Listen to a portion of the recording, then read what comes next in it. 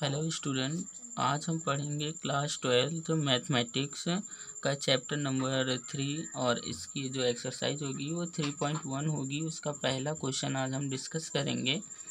तो जैसे कि आपको दिख रहा होगा, क्वेश्चन यहाँ पर लिख रखा है अवयव ए बराबर एक मैट्रिक्स दे रखी है जिसमें नंबर लिख रखे हैं जैसे कि 2, 5 और यहाँ पर 19, 7 और 35, -2 और 5/2 और 12√3, 1 -5, 17 के लिए ज्ञात कीजिए। कुछ पॉइंट हमें दे रखे हैं जिन्हें निकालना है, जैसे कि दिखा है अवयव की कोटि निकालना है, अवयव की संख्या निकालना है और ये दे रखा है अवयव A1, A13, A21, A33। ये चीज़ें अभी आपको हम समझाने वाले हैं तो समझ में आ जाएंगी अच्छी तरीके से। तो जैसे कि अवयव की कोटि, तो अब हम देखेंगे अवयव की कोटि क्या होती है। तो इसको समझने के पहले सबसे पहले समझो कि इसमें रो और कॉलम क्या होते हैं। तो ये जो होते हैं, ये जो लाइन है, सीधी लाइन है, इसे कॉलम कहते हैं और इसे रो कहते हैं। इस लाइन को कॉलम कहते हैं, इस लाइन को रो कहते हैं। ये कॉलम होगी, ये रो होगी, ये रो है, ये जितनी भी दिख रही है ये रो है और ये कॉलम है।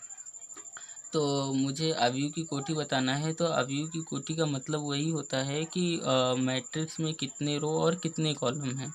तो जैसे कि यहाँ पर रो की संख्या 3 है और कॉलम की संख्या 1, 2, 3, 4 4 है। तो यहाँ पर जो अवयव की कोटि हो जाएगी, पहला चलिए सॉल्व कर लेते हैं। तो पहला सॉल्व करते हैं। तो अवयव की जो कोटि हो जाएगी, तो पहले रो को लिखते हैं। जैसे कि यहाँ पर पहले रो होगा, ये अवयव है, फिर यहाँ पर कॉलम होगा, है ना। तो यहाँ पर जैसे पहले रो को लिखा जाता है। तो रो कितने हैं? 3 रो हैं हमारे पास। तो रो की संख्या 3 हो गई और कॉलम की संख्या कितनी हो गई? 4 हो गई। तो जो अवयव का ऑर्डर है यानी कोटि जो है वो 3x4 की है। अवयव का जो ऑर्डर है 3x4 है। तो पहला हम लोगों ने सॉल्व कर लिया है। अब आते हैं सेकंड पर, अवयव की संख्या।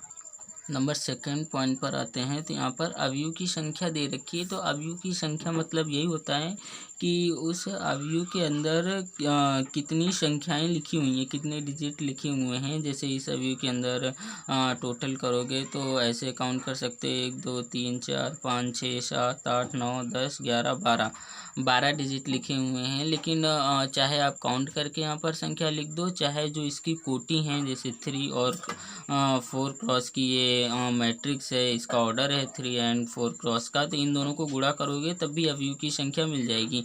मतलब रो और कॉलम का गुणा करोगे तो तब भी अवयव की संख्या मिल जाएगी, या फिर आप काउंट करके भी लिख सकते हो। तो हम इन दोनों का गुणा कर देते हैं तो ये टोटल कितना आ जाएगा? 12। तो यहाँ पर लिख देना अवयवों की संख्या बराबर 12 है।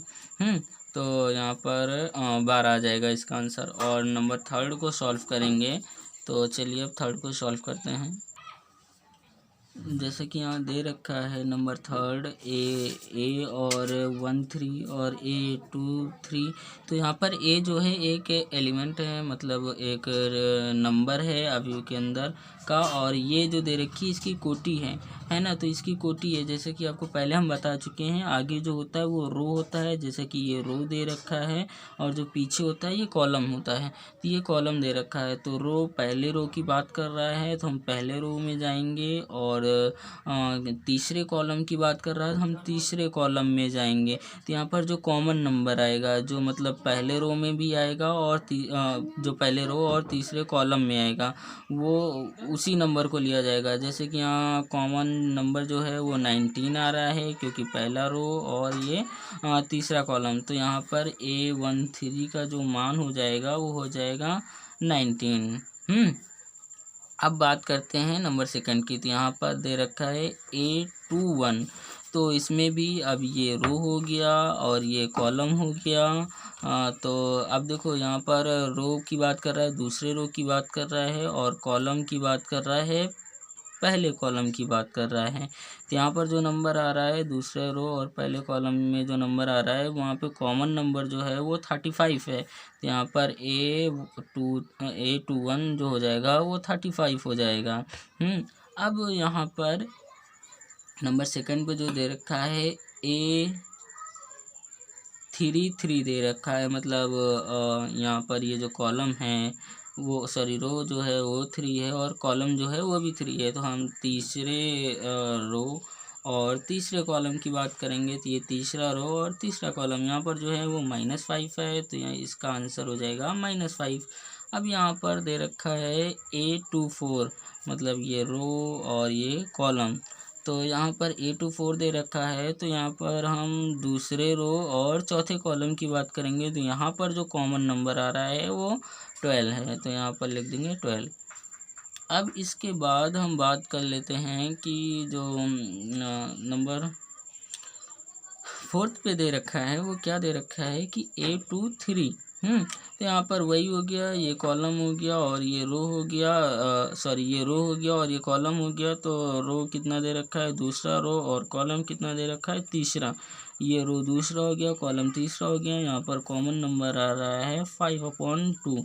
तो ये क्वेश्चन कंप्लीट हो चुका है। अब हम इसके नेक्स्ट क्वेश्चन की ओर बढ़ते हैं।